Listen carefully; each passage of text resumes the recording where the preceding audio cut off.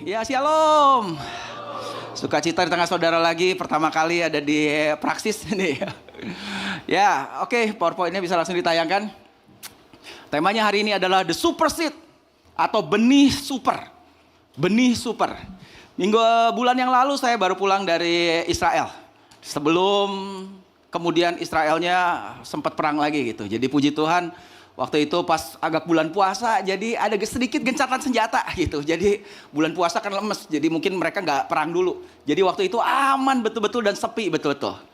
Nah, kalau tadi temanya adalah Super Seed, ada satu ayat Tuhan bilang, ya berkata kepada mereka, karena kamu kurang percaya, sebab aku berkata kepadamu sesungguhnya, sekiranya kamu mempunyai iman sebesar biji sesawi saja, kamu dapat berkata kepada gunung ini, pindah dari tempat ini ke sana, maka gunung ini akan pindah dan tak ada yang mustahil. Kalau kamu punya iman sebesar biji sesawi saja.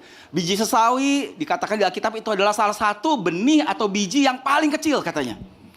Nah, waktu ke Israel kemarin, itu lewat Mesir, ada satu gereja yang cukup menarik namanya gereja sampah. Mungkin sebagian pernah ke Israel, pernah mampir juga ke gereja ini. Kenapa disebut gereja sampah? Karena untuk sampai ke situ itu ada di daerah area tempat pembuangan sampah terbesar di kota Kairo. Jadi harus lewat dulu sampah ini dan itu segala macam gitu. Makanya orang Indonesia sebutnya gereja sampah. Tapi ada sesuatu yang terjadi di gereja itu kurang lebih sekitar abad ke-10. Jadi tahun 1000 kurang lebih. Dan mujizat itu terjadi sangat luar biasa. Jadi ceritanya waktu itu kekhalifahan itu sedang merajai di dunia ini. Dan salah satunya kemudian kekhalifahan itu masuk ke daerah Kairo situ. Dan khalifah di situ mereka sempat dengar bahwa di situ ada sebuah gereja. Dan kemudian ada satu orang bilang itu di gereja itu mereka percaya bahwa ada ayat yang tadi barusan kita baca. Bahwa apa? Mereka percaya, mereka punya iman bahwa mereka bisa mindahin gunung. Jadi begitu hebatnya kepercayaan mereka bahwa mereka punya iman bisa mindahin gunung. Lalu khalifah ini akhirnya panggil bishop di situ, uskup di situ, pendeta di situ dipanggil. Betul nggak bahwa ada ayat di dalam kitab Kristen kamu yang kamu percayai, ayat yang tadi kita baca bahwa tidak ada yang mustahil bisa pindahin gunung. Oh betul, ayatnya ada. Lalu ditantang, kalau begitu saya kasih waktu kamu 3 hari. Di belakangnya itu ada gunung di situ yang namanya Gunung Mukatam. Ini saya minta kamu pindahin ini Gunung Mukatam. Kalau itu tidak bisa berpindah, ada 3 pilihan. Yang pertama, semua orang Kristen harus pindah jadi Muslim. Yang kedua, kamu harus keluar dari Kairo. Pilihannya, dari kota. Pokoknya pindah semua orang Kristen. Dan yang ketiga, kalau nggak mau pindah juga, nggak mau pindah agama, nggak mau pindah keluar, kita akan bantai, bunuh semua. Waduh. Akhirnya ini mulai bingung dan dia puasa 3 hari. Singkat ceritanya, apa yang terjadi? Ada satu gempa yang terjadi dan kemudian terjadi pergeseran tanah, sloping katanya. Jadi tanah karena gempa dan itu agak turun gini, bergeser tanahnya. Jadi itu gunung bergeser 3-4 kilometer. Itu terjadi. Dan akhirnya apa? Singkat cerita, khalifah yang datang ke situ akhirnya memeluk agama Kristen katanya. Ceritanya luar biasa. Dari situ saya cuma mau kasih tahu waktu saya dengar ini, wow, ternyata apa yang firman Tuhan bilang adalah ya dan amin. Kita harus percaya bahwa apa yang Tuhan bilang. Dan itu sudah terbukti terjadi tuh di situ. Nah, tahukah saudara, Super Seed itu adalah benih itu punya kuasa yang luar biasa. Karena tadi dibilang punya benih sebesar biji sesawi aja. Biji sesawi adalah salah satu yang paling kecil, itu bisa mindahin gunung. Kalau iman kita sebesar biji sesawi aja. Padahal pohon sesawi itu salah satu pohon yang sangat besar. Karena burung bisa bersarang di pohon sesawi. Tapi benihnya, kalau kita punya iman sebesar benih sesawi, itu bisa mindahin gunung. Apalagi kalau punya iman sebesar pohon sesawinya. Pindahin dunia kali itu. Nah, ada satu perumpamaan yang Yesus cerita. Dan ini cukup menarik. Perumpamaan tentang seorang penabur. Harus bisa ngerti ini perumpamaan. Karena sangat luar biasa. Dan kalimat itu dibuka dengan penabur itu menaburkan firman. Jadi apa yang ditabur? Benih. Benih adalah firman. Katakan benih adalah firman. Benih adalah firman, itu yang ditabur.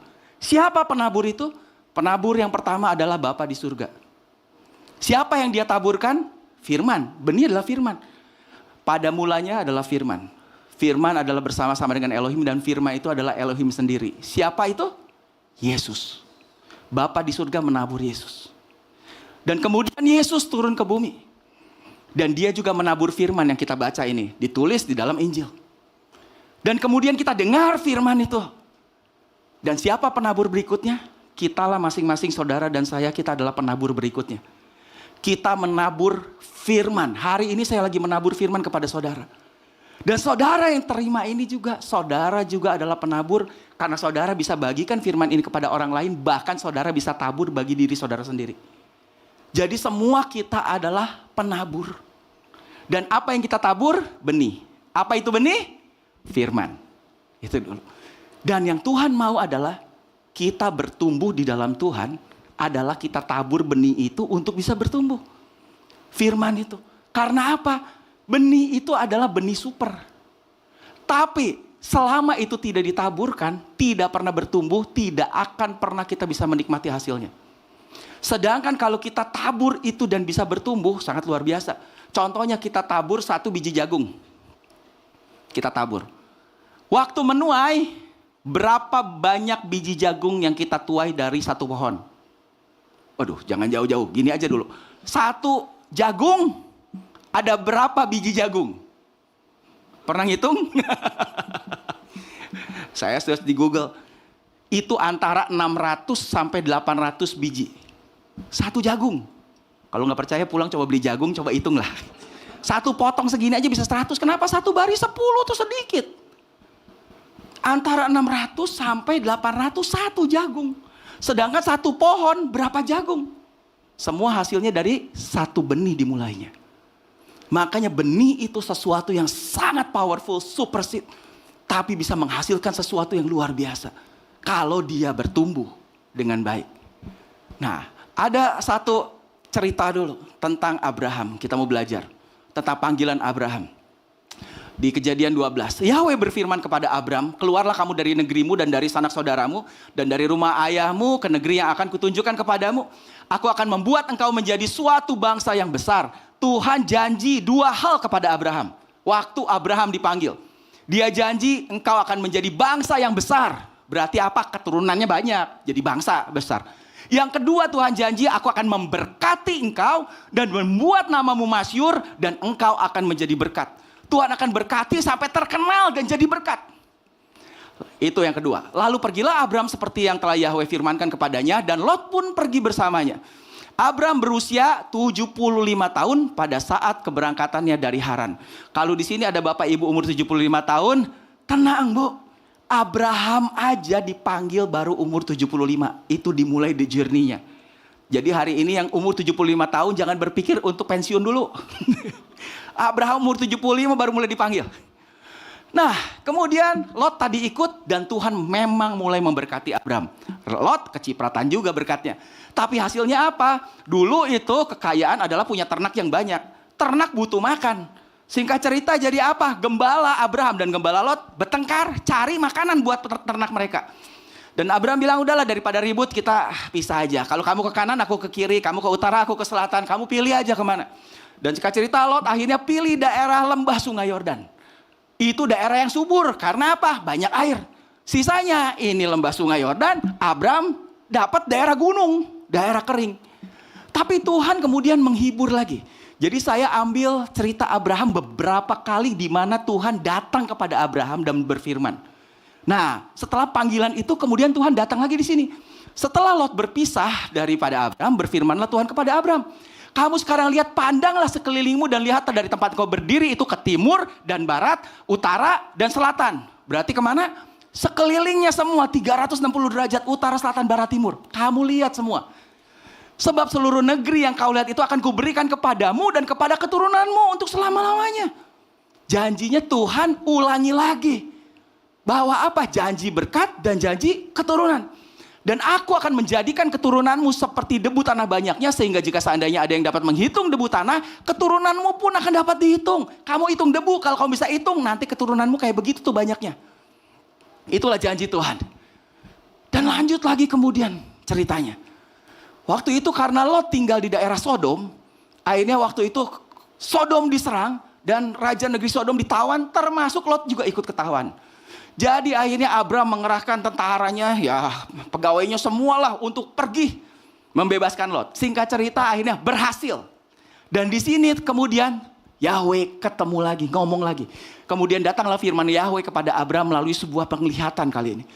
Dan Tuhan bilang apa? Jangan takut Abram, akulah perisaimu, upahmu sangat berlimpah-limpah. Saudara lihat setiap kali Tuhan ngomong dia selalu ingatin apa dua janji ini kepada Abram. Dia selalu ingetin. Abram berkata, ya Tuhan Yahweh apa yang kau berikan kepadaku? Abram ternyata mulai marah kali ini. Waktu Tuhan bilang, aku akan berkati engkau berlimpah-limpah, sangat berlimpah. Abram bilang apa? Apa yang kau berikan kepadaku? Sedangkan aku gak punya anak. Dan nanti siapa yang mau jadi ahli waris selain daripada Eliezer orang Damsyik itu pegawai aku? Kemudian Abram berkata, engkau sih tidak memberikan keturunan kepadaku. Seorang anak laki-laki yang lahir di rumahku yang menjadi ahli warisku. Tuhan gak kasih katanya. Anak, buktinya. Dia mulai marah nih di sini kelihatan. Tetapi datanglah firman Yahweh kepadanya. Orang ini gak akan jadi ahli warismu. Melainkan anak laki-laki, anak kandungmu sendiri, ia akan jadi ahli warismu. Dia membawa keluar dan berfirman, sekarang lihat ke langit. Tadi suruh lihat ke debu, sekarang lihat ke langit. Dan hitunglah bintang-bintang itu jika engkau dapat menghitungnya. Dia berfirman kepadanya, demikianlah kelak banyaknya keturunanmu. Kalau kamu bisa hitung, nah itulah. Jadi antara debu dan bintang ternyata ini separate. Gitu, beda momen. Dan kemudian akhirnya Abraham percaya. Abraham percaya kepada Yahweh dan hal itu diperhitungkannya sebagai kebenaran. Oke lah Tuhan, aku percayalah. Tapi tiba-tiba fast forward, dicepetin lagi, muncul Hagar sama Ismail. Lah kenapa bisa muncul Hagar sama Ismail? Gara-gara berkatalah Sarai kepada Abraham. Dan perkataannya sama persis seperti yang Abraham bilang ke Tuhan. Tapi sekarang Sarai yang bilang kepada Abraham. Engkau tahu Tuhan tidak memberi aku melahirkan anak. Karena itu, baiklah hampirilah hambaku itu. Mungkin oleh dialah aku dapat memperoleh seorang anak. Dan Abram, suami yang baik, mendengarkan perkataan Sarai. Kali ini dia baik dengar perkataan Sarai. Tapi sayang sekali itu nasihat yang gak baik yang didengar. Lebih dengar suara istri daripada suara Tuhan. Jadi Sarai istri Abram itu mengambil Hagar hambanya orang Mesir itu. Yakni ketika Abram telah 10 tahun tinggal di tanah Kanaan. Tadi dipanggil umur 75. Sekarang 10 tahun, setelah 10 tahun. Lalu memberikannya kepada Abram suaminya untuk menjadi istrinya. Abram berumur 86 tahun ketika Hagar melahirkan Ismail baginya. Tuh, setelah 10 tahun kemudian hamil. Makanya umur 86 punya Ismail. Abram punya Ismail. 86 tahun. Fast forward lagi, percepat. Satu ketika Abram dapat kunjungan dari 3 malaikat. Dan salah satunya dipercaya adalah Yesus sendiri. Itu. Dan kita tahu ini ketika Tuhan mau hancurin Sodom dan Gomora. Dan disitulah Abram sempat tawar-menawar sama Tuhan. Kalau ada 50 orang masa Tuhan akan hancurin Sodom Gomora. Kalau ada 40, 30, 20, 10 sampai. Dan Tuhan bilang gak akan.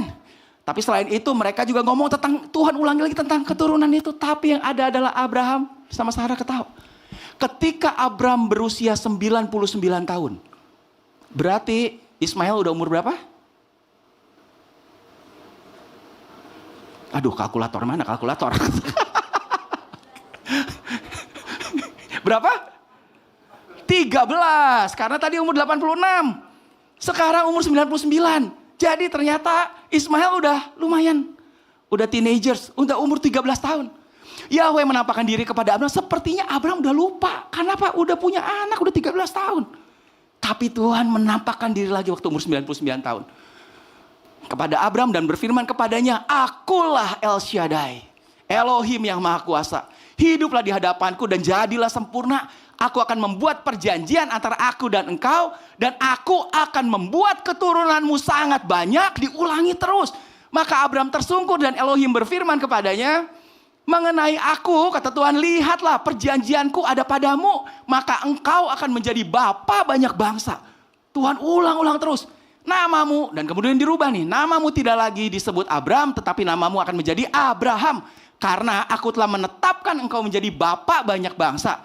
Aku akan membuat engkau beranak cucu dengan sangat banyak. Waduh, bayangin berapa kali diulang-ulang tentang masalah keturunan. Di terakhir ini. Sampai Abraham namanya kemudian diganti. Dan tentang istrimu Sarai juga, janganlah engkau menyebut dia lagi Sarai, tetapi Sarah, harusnya itu. Itulah namanya, aku akan memberkatinya dan daripadanya juga aku akan memberikan kepadamu seorang anak laki-laki. Bahkan aku akan memberkati sehingga ia menjadi ibu bangsa-bangsa. Raja-raja bangsa-bangsa akan lahir daripadanya. Tapi apa lihat reaksi Abraham? Lalu tertunduklah Abraham dan tertawa serta berkata dalam hatinya. Kira-kira reaksinya setelah Tuhan ngomong panjang lebar begitu, berjanji berkali-kali semua. Abraham itu reaksinya adalah dia tertunduk kemudian tertawa. Ketawain. Dia cuma tertunduk dan ketawa serta berkata dalam hatinya, nggak ngomong nih. Tapi dia cuma tertunduk sambil ketawa. Mana mungkin bagi seorang yang berumur 100 tahun dilahirkan seorang anak. Mana mungkin Sarah yang udah umur 90 tahun melahirkan seorang anak. Kurang ajar juga ya. Abraham ke Tuhan. Tertunduk sambil ngetawain. Mana mungkin. Sarai juga sama juga ternyata. Jadi bukan cuma Sarah yang ketawa. Yang kita tahu selama ini Sarah artinya tawa. Makanya Ishak artinya tertawa. Tapi Abraham juga ketawa. Maka tertawalah Sarai sambil berkata dalam hatinya. Sama. Akan berahikah aku setelah aku layu dan suamiku pun sudah tua? Lalu Yahweh berfirman kepada Abraham. Mengapa Sarah tertawa? Dan berkata dalam hatinya. Sungguhkah aku akan melahirkan seorang anak padahal aku sudah tua? Dan Tuhan bilang, adakah sesuatu yang mustahil bagi Yahweh? Tadi dibilang benih itu ketika kita punya benih sebesar biji sesawi, tidak ada yang mustahil. Kalau kita percaya, kalau punya iman sebesar biji sesawi.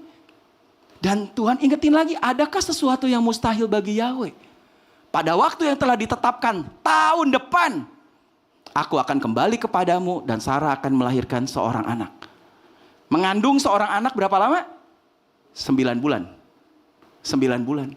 Dan ternyata apa yang Tuhan bilang terjadilah. Kakek nenek punya anak. Umur 100 tahun udah ubanan gitu putih semua.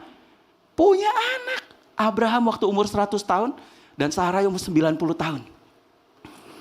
Dari sini kita belajar bahwa apa? God always keep his promises. Bahwa Tuhan selalu memegang janjinya.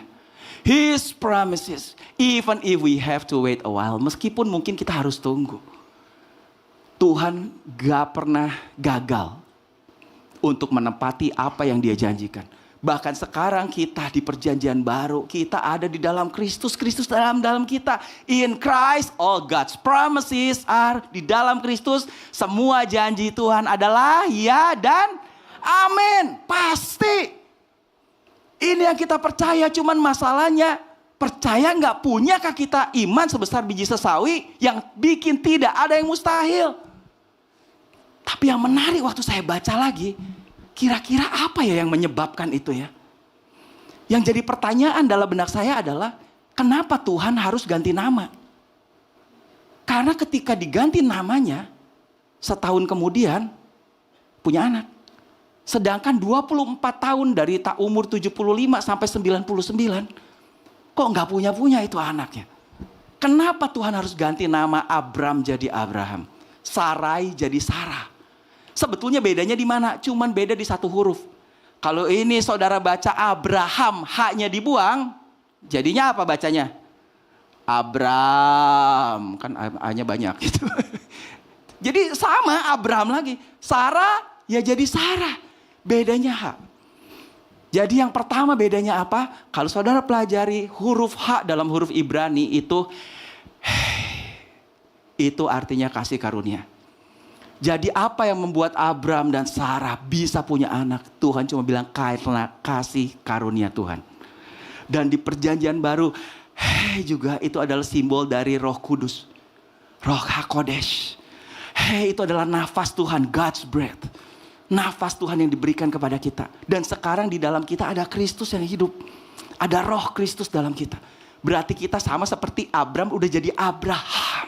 Dikasih nafasnya Tuhan dalam kita. Jadi kita perlu tahu apa yang memampukan, tidak ada yang mustahil karena Tuhan kasih rohnya dalam kita. Tapi yang kedua yang cukup menarik lagi adalah dari arti nama Abram. Abram artinya exalted father. Bapa yang diagungkan, jadi Tuanku.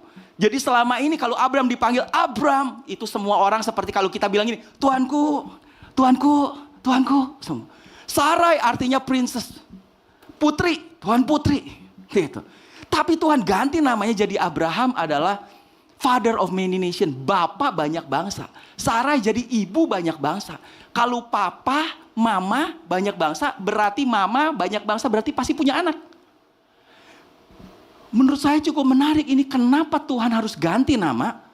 Karena ketika nama diganti, berarti manggil diganti, panggilan diganti. Satu dengan yang lain mereka panggil saling beda, saling berubah. Kalau dulu panggilnya Tuanku, iya ada apa Tuan Putri? Sekarang ganti. Tiap kali panggil Abraham, berarti apa? Papa, Papa. Sarah, Sarah. Mama, Mama, Mama. Papa, Papa, Mama, Mama. Yang pusing tetangganya. Ini tetangga kita udah tambah gila kayaknya. Udah umur 99 tahun panggil Papa, Mama. Anak aja gak ada. Udah tambah gila ini bener nih tetangga kita. Tapi saudara tahu, 3 bulan mereka selalu dengar. Papa, Papa, Papa. Mama, Mama, Mama. Dan tadi saya bilang iman timbul dari pendengaran. Dan pendengaran akan firman kebenaran, firman Kristus. Kebenaran sesuai dengan apa yang Tuhan janjikan. Karena Tuhan janji bahwa kamu ada jadi bapak banyak bangsa. Kamu jadi ibu, mama banyak bangsa. Mama tuh pasti punya anak. Papa tuh pasti punya anak. Mama, mama, mama, mama. Dipanggilnya tiap hari sekarang mama, mama. Dan iman mulai timbul dari pendengaran. 3 bulan kemudian Sarah langsung mengandung Jos. Wow, buat saya mau belajar banyak ini. Ternyata selama 24 tahun Abraham tanda kutip gagal untuk bisa percaya. Percaya dia naik turun, naik turun. Kita udah lihat semua. Ngamuk berapa kali ke Tuhan itu. Tuhan sih gak kasih aku anak. Tuhan sih begini. Ini, tapi disuruh ngitung percaya lagi. Tapi nanti ketawain lagi. 24 tahun. Sampai kenapa Tuhan harus rubah perkataan. Begitu dirubah perkataan mereka boleh mendengar sesuatu yang berbeda. Dan ketika mendengar satu yang berbeda, iman mereka mulai timbul. Dan iman timbul, iman sebesar biji sesawi, tidak ada yang mustahil terjadi katanya. Dan akhirnya punya anak. Dari sini saya mau belajar, kita belajar sama-sama. Bahwa ternyata speaking God's promises can changing your world. Ketika kita rubah dari memperkatakan janji Tuhan, saudara bisa berubah di dalam kehidupan saudara. Amin. Dan ini saya lihat itulah yang terjadi. Kenapa Tuhan harus rubah nama? Tapi herannya begitu Tuhan rubah nama 3 bulan Jos. Langsung hamil. Setahun kemudian punya anak. 3 bulan aja. Saya mau tantang saudara, ayo. Dan saya udah lakukan ini di sel grup saya, di FB gitu. Saya kasih tahu, ayo kita rubah. Dan banyak kesaksian. Saya bilang, ayo. Kenapa kita perkatakan? Karena itu adalah benih. Sesuatu benih harus ditabur, diomongin. Karena hidup dan mati dikuasai lidah.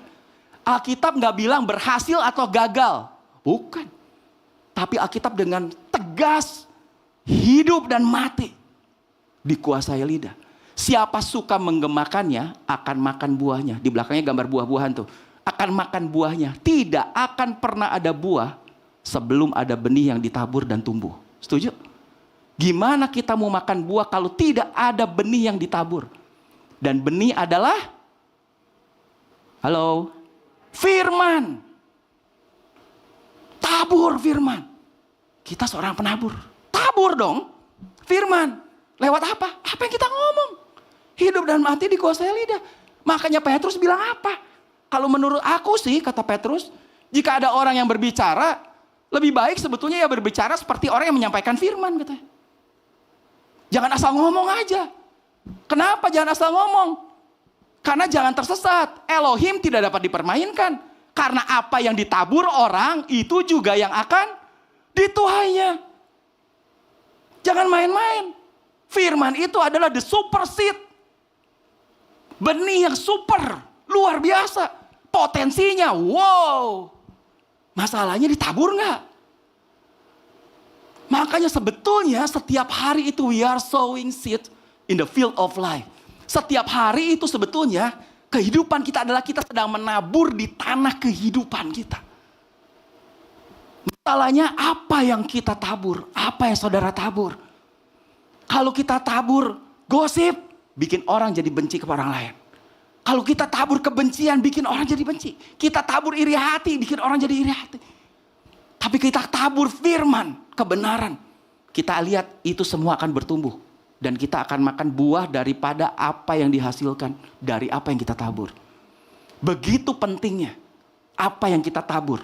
Dan lewat apa? Firman. Dan saudara perlu tahu lagi satu hal. Di dalam perkataan kita itu ada kuasa yang luar biasa. Kenapa? Karena the seed of God's word on the inside of you. Karena benih itu ada di dalam mulut kita. Tahu dari mana ada di dalam kita? Karena Kristus ada di dalam kita. Hidupku bukan aku lagi tapi Kristus. Siapa Kristus? Dialah firman yang telah jadi manusia. Dan tinggal di dalam kita. Berarti di dalam kita itulah ada kuasa. Makanya dibilang they have creative power. Itu punya kuasa yang bisa menghasilkan, menciptakan. Saya mau tanya, Tuhan menciptakan dunia pakai apa? Ngomong. Firman. Jadilah terang, terang jadi. Jadilah gunung, gunung jadi. Jadi burung, burung jadi. Jadi mbek jadi. Gitu. Jadi kuda, kuda jadi semua. Tuhan cuma apa? Ngomong.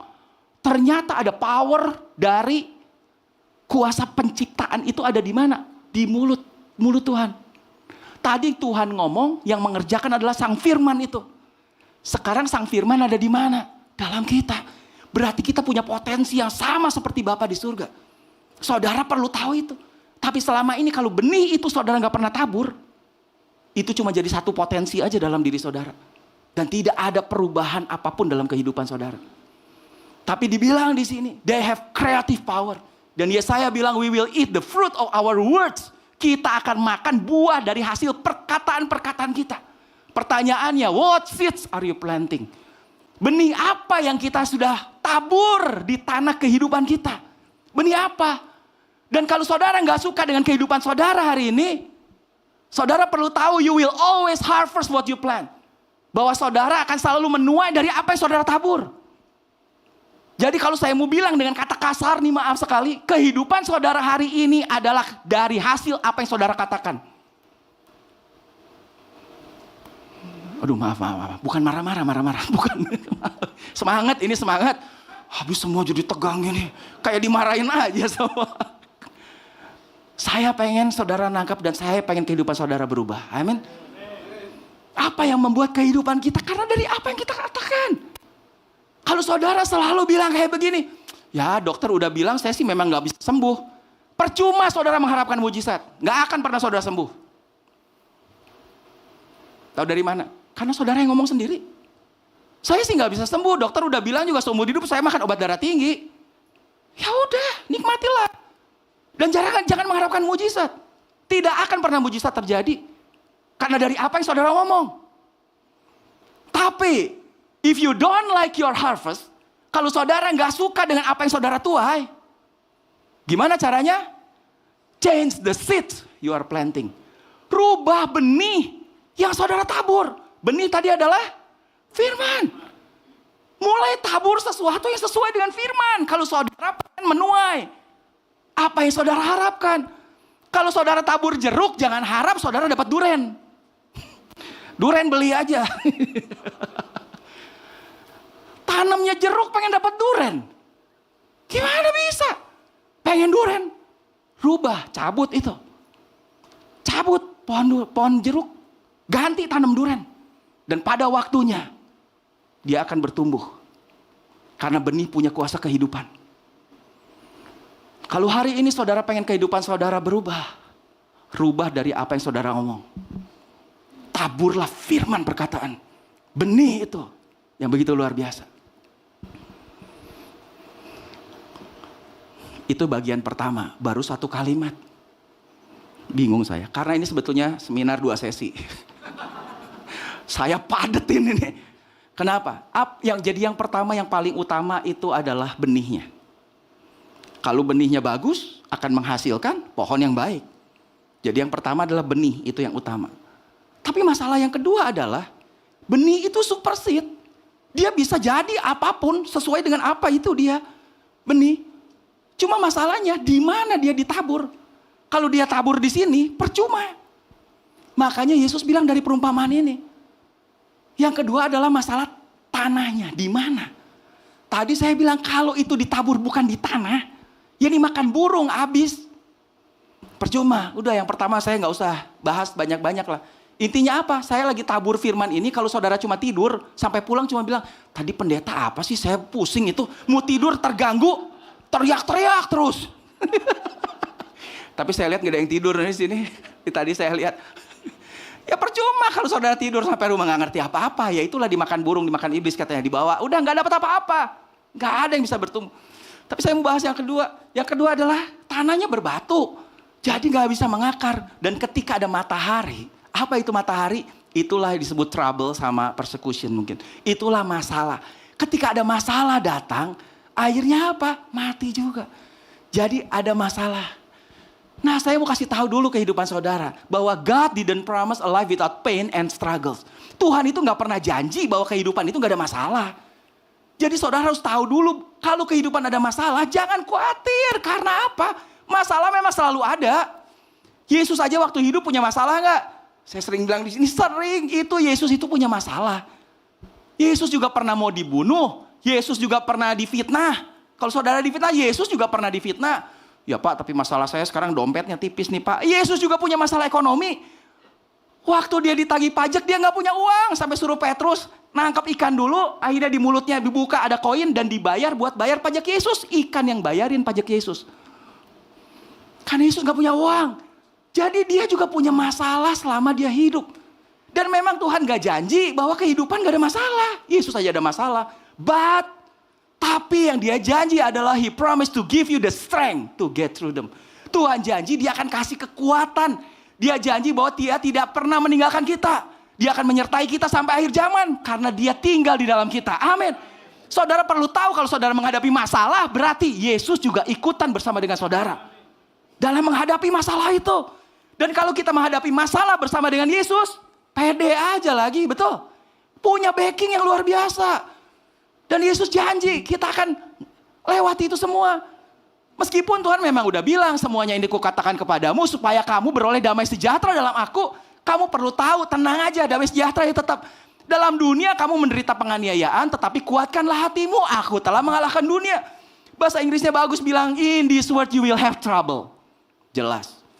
Di dunia kamu pasti punya masalah. Di dunia, tapi jangan khawatir.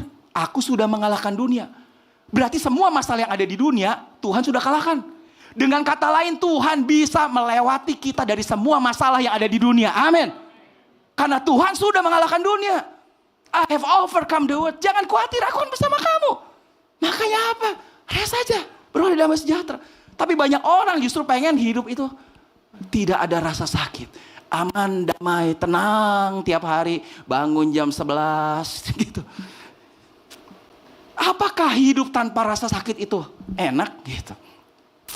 Ada satu cerita. Is life better without pain? Kalau kita tahu everything happen for a reason. Kalau kita tahu segala sesuatu itu terjadi karena ada rencana di situ.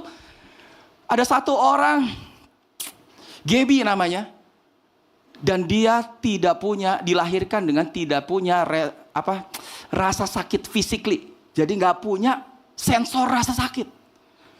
Orang bilang enak dong, kenapa kita sedikit-sedikit kepentok sedikit aja sakit. Langsung biru di sini, kebaret sedikit, aduh sakit perih segala. Kalau gak punya rasa sakit mungkin enak ya. Apakah betul begitu? Masalahnya apa? Dia gigit lidah, kalau saudara gigit lidah, sakit sariawan lah sebentar gitu.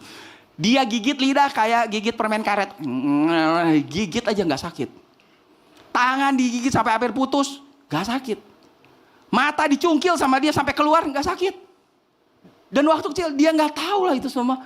Ini kita lihat dulu filmnya lah. Dia diwawancari sama Oprah. Extremely rare condition. She cannot feel physical pain. He cannot feel. When Gak Gabby bisa was just a rasain baby, physical there were pain. signs she was not like Dia lahir other tahun children. 2005. Her parents say she started compulsively chewing on her own hand. Tangan digigit sama dia udah kayak chewing gum. Akhirnya apa? Orang tuanya memutuskan dicabut semua giginya. Daripada gigitin itu. Waktu gede sedikit, matanya dicongkil sampai keluar. Akhirnya diganti mata palsu yang sebelah dan dipakein kacamata supaya nggak dicungkil yang sebelahnya lagi. Terus ada itu apa lampu panas yang kebakar dipegangnya sama dia sampai tangannya kebakar dan nggak kerasa sakit. So I guess I'm more comfortable with my condition than I have that. Habis semua giginya. I love to learn. Karena supaya nggak bisa kegigit lidah. Gak punya rasa sakit. Dan dia bilang apa? Sengsara banget katanya. It's like, why can't you be this or do this like everybody else? And saya pengen hidup saya jadi seperti orang yang lain, orang yang normal. Kenapa sih kayak begini katanya? But it does get to me sometimes, and I just keep telling myself, you're normal, you're okay, just keep going. Saya pengen normal, bisa rasain rasa sakit. Tuh. Yang perlu kita tahu adalah kita tahu bahwa Tuhan selalu turut bekerja dalam segala sesuatu untuk mendatangkan kebaikan. Bagi kita yang mengasihi Dia, bagi kita yang terpanggil sesuai dengan rencananya. Kita tahu bahwa Tuhan selalu punya rencana atas hidup kita. Amin. Makanya Joel Osteen pernah bilang, God will not allow anything to come into your life unless He has a purpose for it. Tuhan gak bakal pernah izinin segala sesuatu terjadi atas hidup saudara kalau gak ada tujuannya. Kalau kita dipanggil sesuai dengan rencana Tuhan, kita percaya aja lah. Dengan semua tujuan ini dan itu. Kita percaya Tuhan selalu kasih yang terbaik. Saya ke Israel kemarin, aduh saya bersyukur sekali. Kenapa? Udah 29 kali kemarin saya ke Israel. Itu yang paling enak dan paling nyaman. Sepi kemana-mana, nggak ketemu siapapun juga. Kenapa? Turis dari Amerika, dari Eropa belum berani ke sana. Harusnya saya berangkat bulan November awal. Oktober akhir Gaza diserang. Akhirnya apa? Ya harus reschedule. Reschedule terakhir, airline sudah bilang pokoknya dikasih waktu sampai sampai April, sampai Maret. Karena April itu ada lebaran. Jadi Emirates itu ya terbang kemana-mana rame. Pokoknya kamu sebelum bulan Maret berakhir kamu harus sudah selesai. Ya udah saya reschedule sampai pulang 31 Maret. Tempelin sampai mentok. Dan ternyata, waduh luar biasa. Lagi waktu itu dibatalin, waduh itu peserta ribut semua kasarnya. Waduh kita udah mau berangkat tinggal 2 minggu lagi tiba-tiba pernah nggak jadi pergi dong ini segala. Begitu mau pergi aja semua, emang aman sih begini. Tapi setelah pergi sampai sana, waduh bersyukur sekali. Semua enak kemana-mana, kosong ini, kosong itu, kosong semua kosong. Terutama yang cewek, istri saya sampai bilang, luar biasa kali ini semua WC bersih. Jarang yang make. Karena biasa WC kotor-kotor. WC-nya bersih semua dan gak pernah antri. Gitu. Kemana-mana saya bilang ini the best time. Jadi kita tahu bahwa Tuhan selalu punya purpose dalam hidup kita. Apapun yang kita alami, kita percaya aja God's purpose. Memang sih God didn't promise day without pain. Tuhan memang gak janji untuk hari gak ada kesakitan. Gak mungkin dia bilang cuma kita ketawa terus gak ada masalah. Gak bilang juga Tuhan bahwa semua pokoknya panas terus gak ada hujan. Tapi yang dia janji adalah strength for the days. Dia janji ada kekuatan untuk kita menjalani hari-hari kita. Comfort for the tears.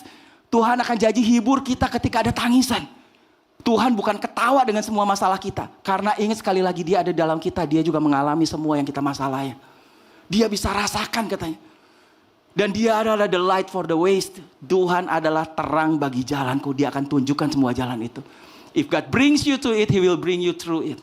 Kalau Tuhan bawa kita kepada sebuah masalah, kita percaya Tuhan juga akan luputkan, lewati semua masalah itu. Dia kasih kekuatan buat kita. Kita percayalah itu. Yang ketiga tadi adalah jatuh di tanah semak. Semak, belukar itu yang menusuk-nusuk itu.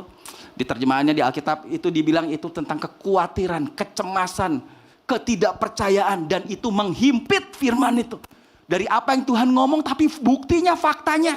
Dan itu kekhawatiran, ketakutan semua mulai menghimpit. Nah gimana cara menanganinya? Itu ada satu ilmu tentang otak. Bahwa di otak kita itu ada satu bagian yang ada di tengah-tengah itu namanya amigdala. Amigdala ini besarnya seperti kacang almond, sebesar kacang almond. Masalahnya yang sebesar itu dia bisa mengambil alih seluruh tubuh kita. Bisa menghijack, jadi membajak tanpa kita sadar. Harusnya kita mikir itu pakai prefrontal cortex. Jadi otak yang ada di depan, itu disebut rational brain. Otak yang sadar. Jadi makanya kalau kita berpikir dengan keras, kadang-kadang kita panas depannya kan. Makanya gini, aduh pusing. Gak pernah kita mikir keras kemudian gini, aduh kenapa ya pusing ya ini. Karena memang yang panas yang dari depan ini, yang warna hijau tuh. Ini yang dipakai buat mikir, rational brain. Tapi ketika si amigdala ini aktif, itu disebut emotional brain, itu dia bisa mengambil alih, membypass semua apa dari pikiran yang sadar. Dan itu ada 3 responnya biasanya. Responnya adalah fight, flight, atau freeze. Fight itu jadi tanpa sadar kadang-kadang kita ngelawan.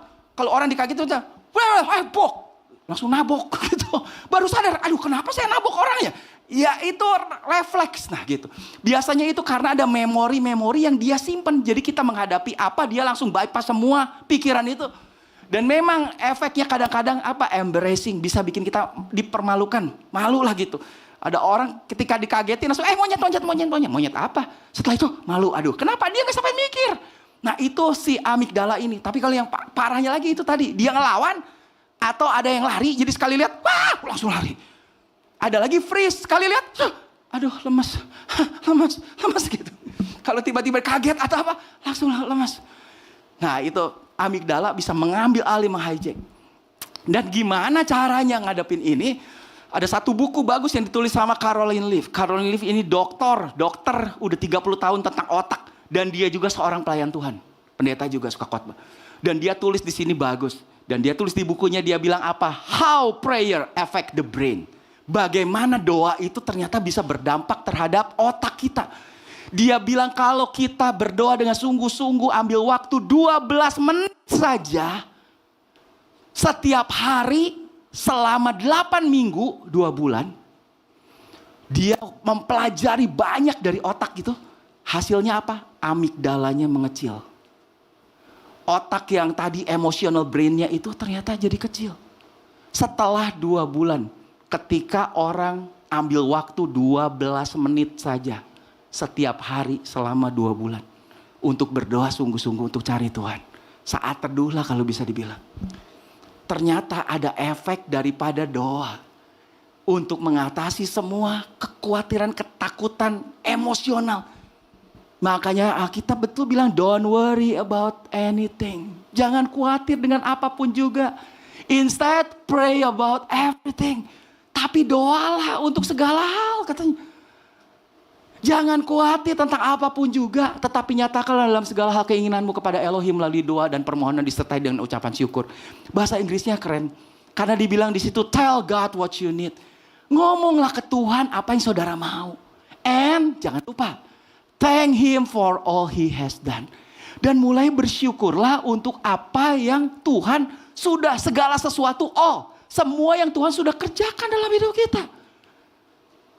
Sadarikah bahwa kalau Tuhan selalu turut bekerja dalam segala sesuatu untuk mendatangkan kebaikan.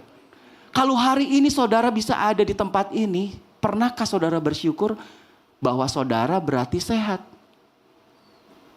Yang semua hari ini ada di tempat ini. Karena kalau saudara gak sehat gak mungkin datang ke sini kan? Dan tahukah bahwa saudara, Tuhan menuntun saudara bisa sampai ke tempat ini dengan selamat. Paling tidak udah 2 hal saudara bisa bersyukur. Bahwa hari ini bahwa saudara sehat dan Tuhan menuntun saudara bisa ada di tempat ini dengan selamat. Tapi banyak orang gak pernah sadar bahwa itu adalah Tuhan. Tapi kalau kita tahu bahwa Tuhan selalu turut bekerja dalam segala sesuatu.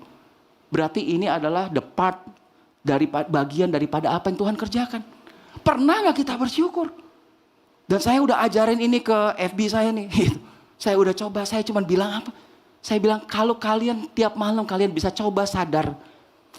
Betapa kita bersyukur, thank Him for all He has done. Kamu pikirin lah, bersyukur buat apa yang Tuhan lakukan. Hari demi hari, besok-besoknya saudara akan menemukan lebih banyak lagi pertolongan Tuhan dalam hidup saudara. Masalahnya bukan karena Tuhan lebih banyak tolong saudara. Masalahnya selama ini gak pernah sadar bahwa Tuhan tolong. Itulah. Tapi ketika kita mau berterima kasih, bersyukur, mulai pikirkan dong apa yang Tuhan udah tolong dalam hidup kita. Bisa gak bersyukur saudara hari ini sehat bisa ada tempat ini? Dan ketika kita bisa, mungkin kita ketemu 5 hal ya. Saya mau kasih tahu, besoknya saudara akan bisa menemukan 8 hal. Besoknya lagi saudara akan ketemu 10 hal. Besoknya lagi mungkin 15 hal. Dan semakin hari ketika kita menemukan lebih banyak lagi, ternyata apa? Tuhan tuh sayang banget ya sama aku ya. Dia kok tolong aku ya. Padahal apa? Setiap saat Tuhan tolong kita. Tapi masalah kesadaran kita. Ketika kita lebih sadar lagi, saudara akan bisa lebih thankful ke Tuhan. Luar biasa. Itu yang Tuhan mau. Makanya bukan cari waktu buat Tuhan. Tapi buatlah waktu untuk Tuhan. Make time for God. Bukan find time. Bukan kasih waktu sisa. Bikin waktu buat Tuhan. 12 menit aja setiap hari katanya itu. Bisa mengubah otak kita. Kekhawatiran, kecemasan semua. Yang keempat, yang terakhir, kalau jatuh di tanah yang baik. 30 kali, 60 kali, 10 kali, 100 kali. Buat apa 100 kali Tuhan kasih dalam hidup kita? Blessed to be a blessing. Biar kita bisa jadi berkat buat banyak orang. Itulah yang Tuhan mau dalam kehidupan kita. Jadi kesimpulan hari ini yang saya harapkan. Apapun yang telah kamu pelajari. Ini kita udah belajar hari ini banyak. Dan terima. Dan dengarkan. Dan lihat dari diriku. Lakukanlah itu. Dan Elohim damai sejahtera akan menyertaimu. Kenapa? Benih tidak cukup hanya jadi super seed. Hanya benih super. Selama dia tidak pernah ditabur keluar. Selama dia gak pernah bertumbuh. Gak akan pernah menghasilkan apapun. Percuma saudara dengar semua firman kalau saudara gak pernah mau lakuin ini firman. Gak akan ada hasil dalam kehidupan saudara. Memang firman itu sangat luar biasa. Itulah benih kata Tuhan. Dari perumpamaan itu. Makanya saya berharap saudara mulai speak it and see it. Ngomong dan saudara akan lihat. Itulah cara mengactivate God's promises for your life. Itu mengaktifkan semua janji Tuhan dalam hidup kita. Tuhan janji kepada Abraham. Gak aktif-aktif tuh. Sampai Tuhan suruh apa? Rubah kamu ngomong. 3 bulan. Josh. Saya bilang ke FB saya bilang coba rubahlah. Dalam 3 bulan saya mau dengar pasti ada kesaksian. Baru 2 minggu mulai yang satu saksi. Sebulan kemudian yang satu bersaksi lagi. Dia bilang luar biasa ya kehidupan saya berubah. Ketika apa? Rubah sesuatu perkataan. Itulah the blessing of our spoken word. Berkat daripada apa yang kita katakan. Karena God's word is your most powerful weapon. Bahwa firman itu adalah senjata yang paling luar biasa. Yang paling powerful. Waktu Yesus dicobai sama iblis. Dia lawan iblis pakai apa? Tonjok. Puk gitu. Gak. Dia cuma bilang apa? Ada tertulis. Dia lawan pakai firman. Firman itu begitu luar biasa. Iblis lawan pakai apa? Pakai firman. Karena firman itu is alive. The word of God is alive. Hidup and powerful. Berkuasa. It will set you free. Akan membebaskan saudara. Comfort you. Akan bikin kita nyaman, tenang. Heal you. Bisa menyembuhkan kita. And free your soul. Bisa membebaskan jiwa kita. Dari semua ketakutan, kekhawatiran, apa segala. Firman. Setiap janji Tuhan kita percaya. Ya dan amin. Terakhir saya kutip dari Ellen G. White. Ini seorang pendeta di Amerika. Dia bilang apa? Talk unbelief and you will have unbelief. Ngomonglah tentang sesuatu yang saudara gak percaya. Dan saudara akan menjadi orang tidak percaya. Katanya. But talk faith and you will have faith. Dan mulai ngomong iman. Dan saudara akan memiliki iman. Dan kalau kita punya iman sebesar biji sesawi. Tadi apa? Tidak ada yang mustahil. According to the seed sown will be the harvest. Sesuai dengan apa yang kita tabur benih itu. Itulah yang akan kita tuai. Jadi terakhir saya bilang. Buktinya if I believe therefore I speak. Saya bisa tahu saudara percaya atau enggak dari apa yang saudara ngomong. Sekali lagi. Kalau kita percaya makanya kita berkata-kata. Kita akan ngomong sesuai dengan apa yang kita percaya. Kalau kita nggak percaya bahwa kita sehat, nggak akan saudara ngomongnya begitu. Pasti selalu bilang apa? Ya memang dokter suruh saya minum obat seumur hidup. Ya udah, itulah yang saudara percaya dari apa yang saudara ngomong. Jangan harapin mujizat saya bilang tadi. Tapi yang Tuhan mau hari ini, believe the truth of God's word over the facts of your circumstances. Percayalah kebenaran daripada firman karena Tuhan yang ngomong. Lebih daripada fakta yang ada di sekeliling kita dan kita lihat secara mata dan fisik. Karena apa? Tidak ada yang mustahil. Bisakah orang umur 10 tahun, umur 100 tahun melahirkan, umur 90 tahun melahirkan? Tidak ada yang mustahil kata Tuhan. Dan itu terjadi. Makanya apa? Mulai rubah dalam perkataan kita. Dan kita akan lihat kehidupan kita akan berubah di dalam nama Yesus. Amin. Mari kita berdoa. Terima kasih Tuhan, kami sungguh bersyukur Tuhan. Untuk setiap firman kebenaran Tuhan. Untuk apa yang sudah Engkau berikan dalam hidup kami Tuhan. Kami tahu di dalam hidup kami ada benih creative power. Yang bisa menciptakan segala sesuatu. Tidak ada yang mustahil dalam hidup kami. Karena kami ada bersama dengan Kristus yang ada di dalam kami. Kristus yang menciptakan seluruh alam semesta. Yang sudah mengalahkan seluruh dunia ini. Semua masalah Kau bisa hadapi. Bersama dengan Engkau kami sanggup. Terima kasih Tuhan untuk setiap janji-Mu Tuhan. Tapi hari ini kami mau belajar Tuhan. Biar kami mau melakukan apa yang Engkau ajari untuk kami belajar, untuk kami lakukan. Kami mulai Tuhan mau percaya dan kami mau memperkatakan setiap firman kebenaran itu Tuhan. Kami akan mulai menabur semua hal yang baik Tuhan. Dan kami akan lihat Tuhan. Kami akan mulai menuai dari apa yang kami percayai. Dari apa yang kami katakan Tuhan. Dari setiap janji-Mu Tuhan. Kami akan mulai makan setiap buah itu Tuhan. Terima kasih Bapak, aku sungguh berdoa setiap anak-anak-Mu yang dengar hari ini firman ini Tuhan. Jadikan mereka semua pelaku firman-Mu Tuhan. Mereka mau berubah dan lakukan sesuai dengan apa yang firman-Mu mau Tuhan. Dan aku percaya Tuhan, firman itu akan mulai bertumbuh. Dan mereka akan mulai menuai sesuai dengan apa yang mereka lakukan dan mereka rubah Tuhan. Terima kasih Tuhan. Di dalam nama Yesus kami berdoa. Amin. Tuhan berkati.